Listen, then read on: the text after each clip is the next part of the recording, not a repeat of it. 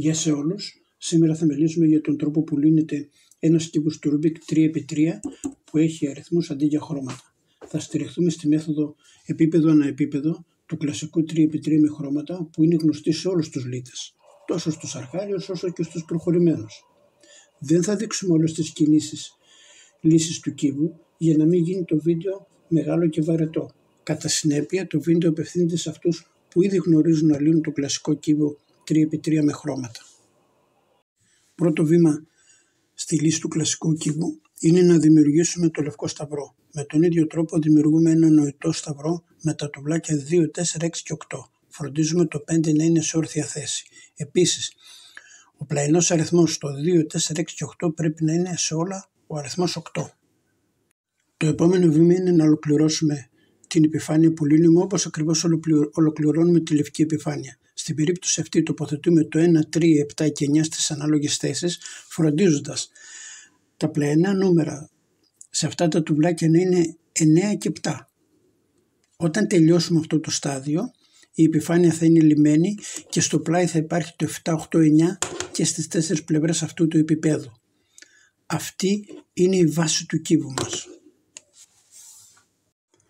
Το επόμενο στάδιο είναι πάρα πολύ εύκολο. Τοποθετούμε το τουβλάκι 6-4 δεξιά και αριστερά από το 5, όπως ακριβώς κάνουμε όταν τοποθετούμε τα άκρα δεξιά και αριστερά από τα κέντρα με χρώμα κόκκινο, μπλε, πορτοκαλί και πράσινο στον κλασικό κύβο.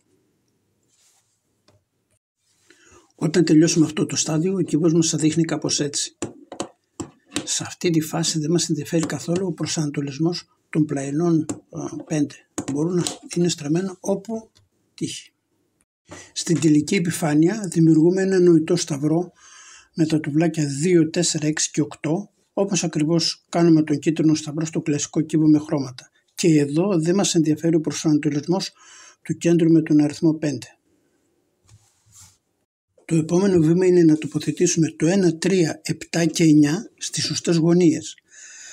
Αν αυτό είναι αδύνατο, συμβαίνει ότι έχουμε πάρητη. Πάρητη είναι ένα φαινομενικό αδιέξοδο που είναι αδύνατο να συμβεί στον κλασικό κύβο 3x3 με χρώματα. Αυτό συμβαίνει γιατί τοποθετούμε τα 6-4 σε τυχαίες θέσεις γιατί έχουν όλο το ίδιο χρώμα. Για να λύσουμε το πάρητη, διαλέγουμε μια τυχαία πλευρική επιφάνεια και ανταλλάσσουμε τις θέσεις των 6-4. Δηλαδή αυτό το μεταφέρουμε εδώ και αυτό εδώ.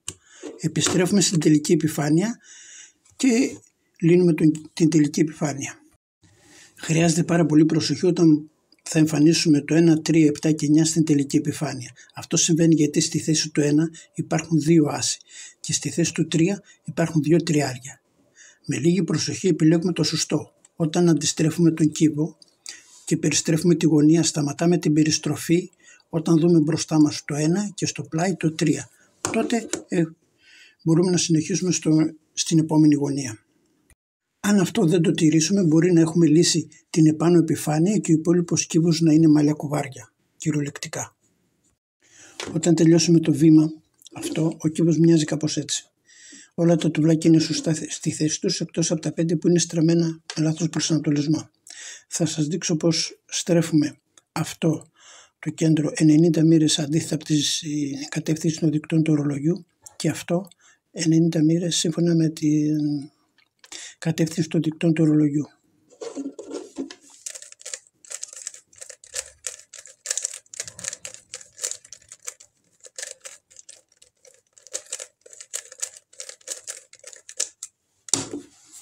Παραθέτω και το σχετικό αλγόριθμο για διευκόλυνσή σας με τη διευκρίνηση ότι στρέφουμε αυτά τα δύο κέντρα, το επάνω και το πίσω. Υπάρχει περίπτωση να χρειαστεί να στρέψουμε ένα κέντρο κατά 180 μοίρες.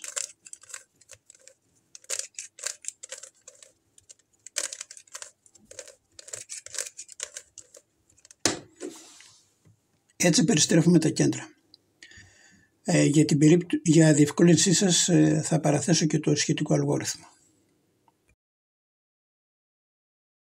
Με αυτόν τον τρόπο, φίλοι μου, μπορούμε να λύσουμε κύβους που έχουν στις πλευρές τους χάρτες, εικόνες, βέλη ή άλλα γραμμικά σχέδια. Αν σας άρεσε το βίντεο, κάντε like και εγγραφή. Να είστε όλοι καλά, να προσέχετε τους εαυτούς σας. Bye bye.